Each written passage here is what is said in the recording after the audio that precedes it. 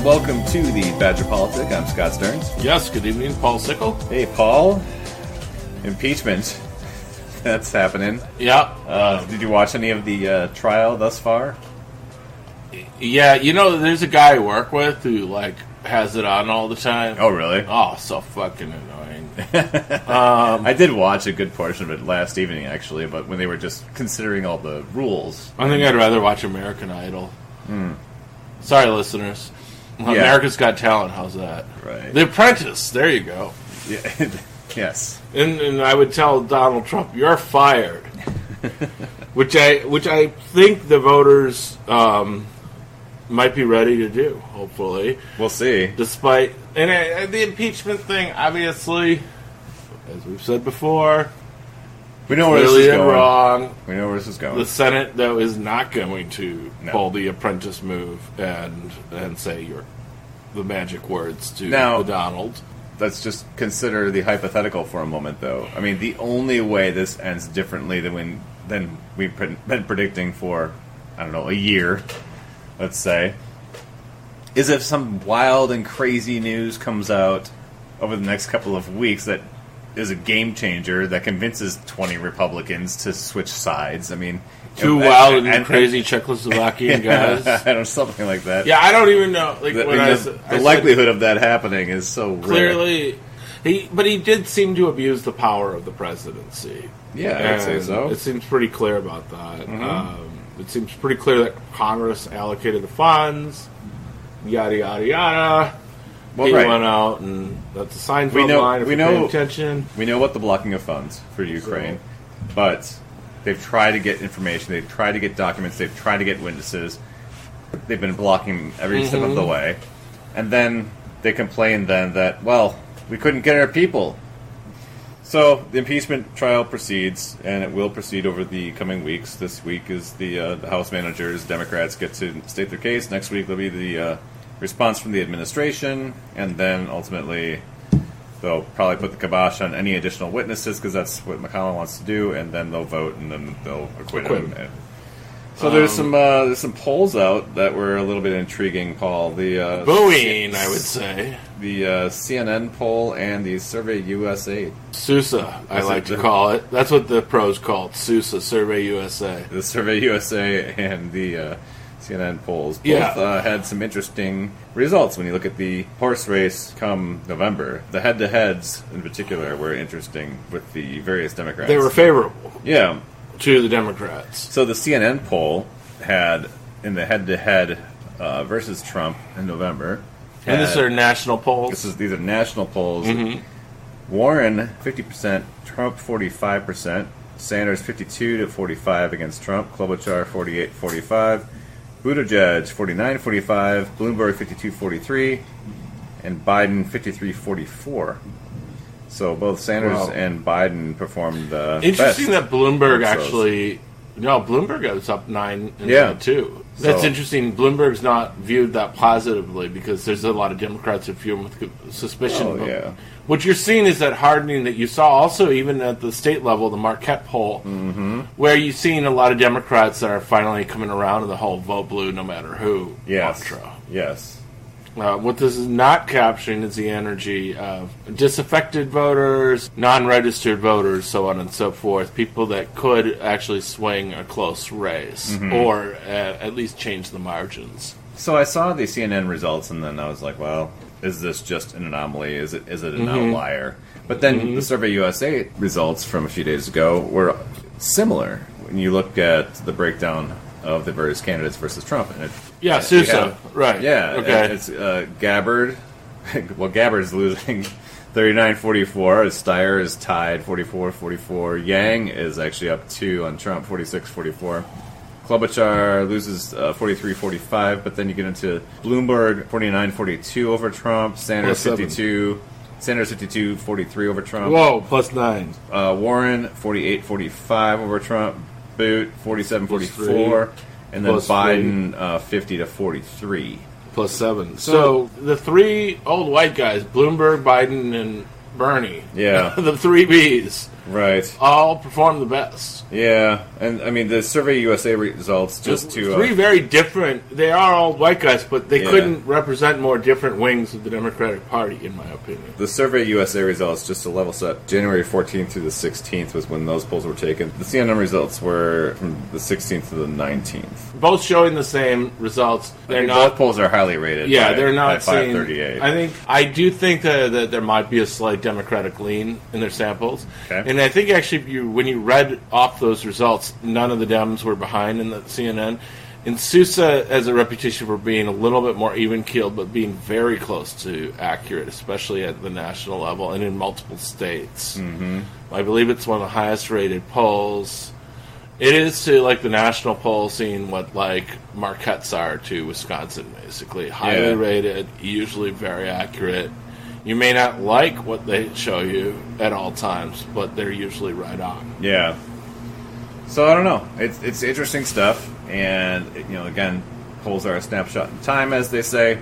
However, and so, what's the value, in your opinion, of talking about a horse race for an election that's about 9 months away?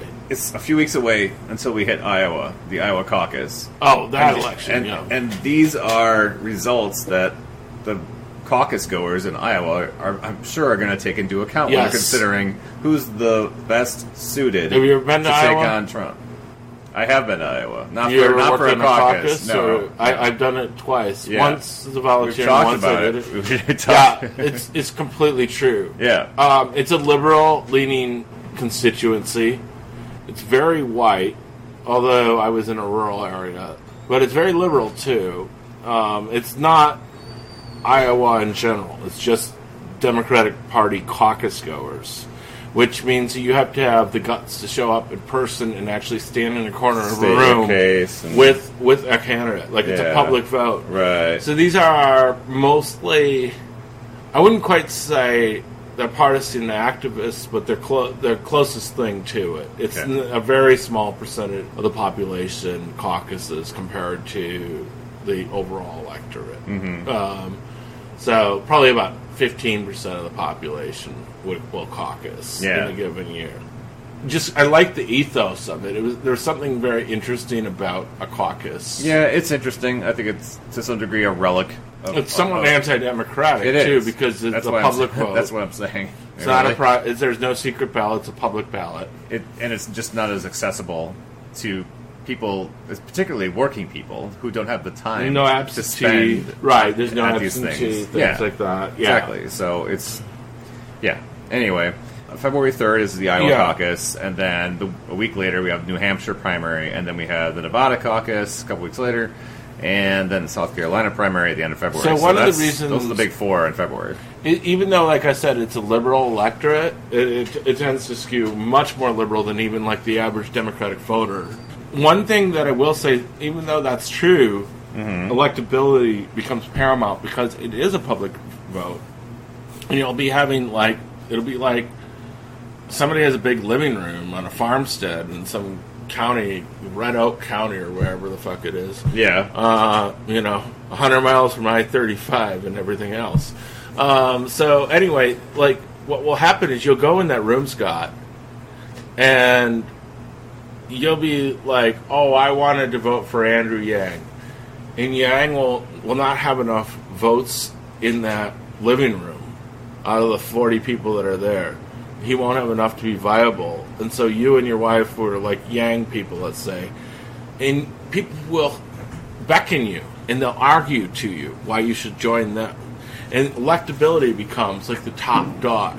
And I saw this with that was the thing with John Edwards. People were pitching in 2004. I was there actually, and I was actually for Dean, and they kept pitching to try and they even tried to steal one Dean person to make the rest of the Dean crew less viable, so they could get all of them.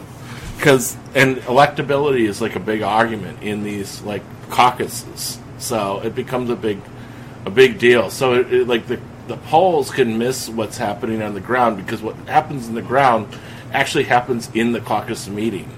Right. And it's oftentimes it doesn't get decided until somebody actually shows up to do their participation. So given the schedule that we just went over, how do we see this playing out today? I mean, I guess nobody really knows what's going to happen in Iowa. We know what the candidates that are the front runners, what they need to do to be successful. Mm-hmm.